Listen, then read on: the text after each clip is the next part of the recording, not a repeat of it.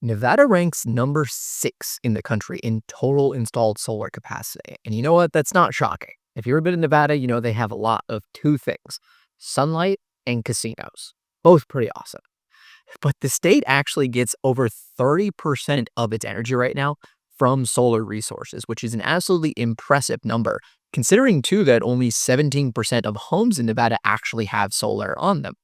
The state has a massive utility scale market, and that's actually been growing a lot since 2021. And it's going to continue probably to grow into the future since a lot of the incentives the state has are focused on those large scale projects. Now, there are not a ton of residential incentives available, but we're going to go through these and you can find a whole list of the incentives available at desire.org in the link that I will put in the video description. Now, for now, from the federal government side, homeowners who are installing solar in Nevada can take advantage of the Federal Investment Tax Credit, the ITC, until the end of 2025. Thanks to the One Big Beautiful Bill, this is going away at the end of 2025. So if your solar's not installed by the end of this year, you're not going to be able to take this credit.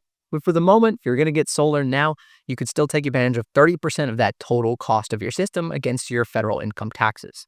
That credit is non-refundable, so it's not going to make you a larger refund. If you can't use all of it, you should be able to roll it over through multiple years. Commercial systems can also take advantage of the modified accelerated cost recovery system, where they can depreciate their asset over 5 years as opposed to a longer period of time and takes tax credits based on that depreciation. Now, the actual only incentive available to residential homeowners outside of those federal incentives in Nevada is the Portfolio Energy Credits program. This is similar to SREC programs in other states where your solar system will actually generate credits based on how much power it generates, and then you can sell those to utilities. The utilities want to buy them because the state's renewable portfolio standard is targeting a goal of 50% renewable energy by 2030. So a homeowner who submits their application to be part of this program can track any of the PECs that they make and then sell those to the utility for a market rate. So there's no flat rate that I could give you to tell you what the value is because it changes on a day-to-day basis. Now, for systems that were installed before 2016, any system is going to generate 2.4 PECs per kilowatt hour produced. For anything after 2015, which would include now, that would be 1 PEC per 1 kilowatt hour produced. Now, like I said at the top of the video, that is about it for residential incentives in Nevada. They can really benefit from a ton and abundant amount of sunlight and a couple of small incentives, but there's really nothing else for them. Commercial systems, though, are seeing a huge boom because they have property tax incentives, sales tax incentives, and even PACE financing available to commercial systems. So if some of that makes its way into the residential sector, you may see a bigger growth in that area.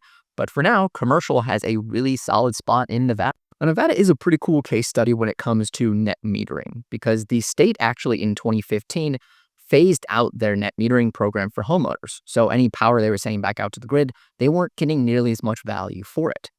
In 2017, though, after they noticed the pretty steep drop in the state's solar economy, they actually reinstated net metering rules, and then the state's program for solar has expanded quite a bit from there.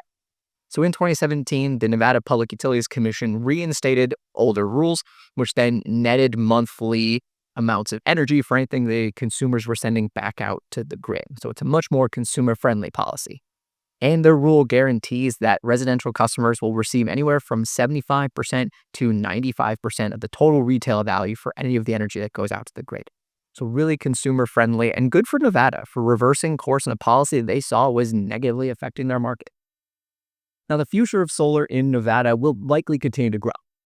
Anywhere that's going to get 250 to 300 sunny days a year is obviously going to be a great place for solar. Even with some of the federal tax credits going away, Nevada didn't have many residential tax credits or other incentives available, so homeowners are still going to see a huge value, and they're not losing very much by losing that tax credit. If some of those commercial incentives do make their way into residential, like the property tax or sales tax exemptions, then you may see residential continue to boom. So hopefully Nevada also reverses some course there, and we'll see where they go. Thanks for watching the video. If you found this helpful, make sure you like, subscribe to the channel, check out some of our other state utility incentive videos, and we'll catch you in the next one.